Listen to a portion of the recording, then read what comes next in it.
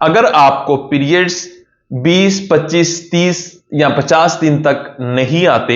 या फिर कई कई महीने लेट होकर आते हैं या बिल्कुल बंद हो जाते हैं, तो इसको कमजोरी मत समझिए, क्योंकि ये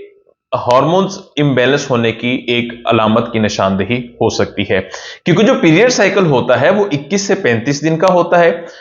एक खास साइकिल होता है जिसका आपको पता है 22 दिन बाद आ रहे हैं तो 22 दिन बाद ही आएंगे, लेकिन अगर इनमें डिले ज्यादा हो जाए तो पीरियड्स का पैटर्न जो है वो खराब हो जाता है। इसमें कई एक वजूहात हो सकती हैं, जैसे कि थायराइड, प्रोलेक्टिन का बढ़ जाना, वजन का बढ़ना,